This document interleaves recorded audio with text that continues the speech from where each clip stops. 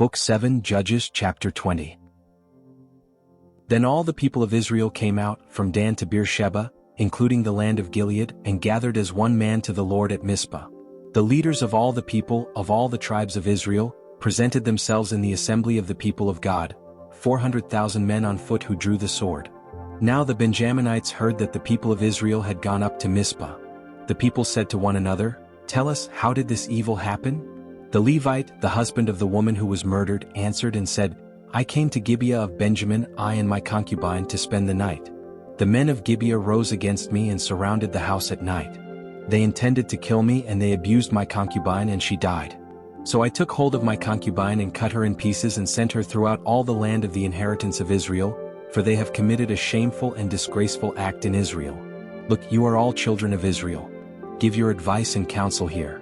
Then all the people rose as one man, saying, "None of us will go to his tent, nor will any of us return to his house. But now this is what we will do to Gibeah: we will go up against it by lot. We will take 10 men of 100 throughout all the tribes of Israel, and 100 of 1,000, and 1,000 of 10,000, to bring provisions for the people, so that when they come to Gibeah of Benjamin, they may repay it for all the disgraceful acts that they have committed in Israel." So all the men of Israel were gathered against the city, united as one man. The tribes of Israel sent men through all the tribe of Benjamin, saying, "What evil is this that has taken place among you? Now therefore give up the men, the worthless fellows in Gibeah, that we may put them to death and remove evil from Israel."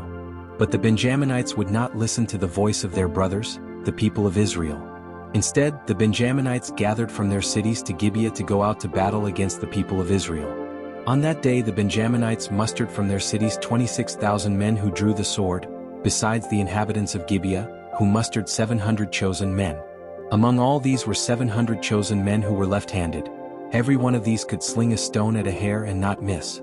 The people of Israel, apart from Benjamin, mustered 400,000 men who drew the sword. All these were warriors.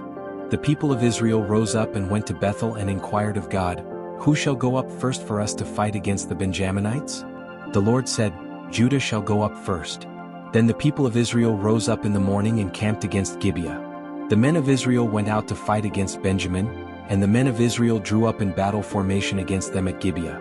The Benjaminites came out of Gibeah and struck down 22,000 men of Israel on the ground that day. But the people, the men of Israel, took courage and again formed the battle line in the same place where they had formed it the first day. The people of Israel went up and wept before the Lord until evening, and they inquired of the Lord, "Shall I again draw near to fight against the Benjaminites, my brothers?" The Lord said, "Go up against them." So the people of Israel drew near against the Benjaminites the second day. Benjamin went out from Gibeah to meet them and struck down 18,000 men of Israel again on the ground, all of them warriors. Then all the people of Israel, all the army, went up and came to Bethel and wept. They sat there before the Lord and fasted that day until evening, and offered burnt offerings and peace offerings before the Lord.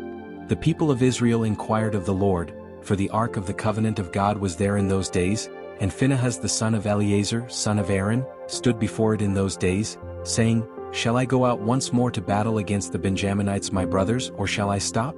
The Lord said, "Go up, for tomorrow I will give them into your hand." Then Israel set men in ambush around Gibeah.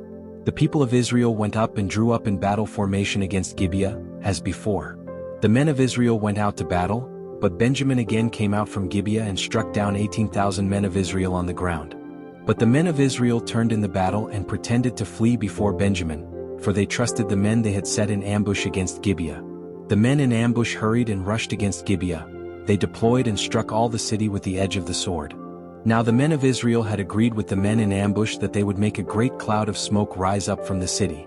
And the men of Israel turned in the battle, and Benjamin began to strike and kill about 30 men of Israel, for they said, "Surely they are falling before us as in the first battle." But when the cloud began to rise from the city in a pillar of smoke, Benjamin looked behind, and there the whole city was going up in smoke to heaven.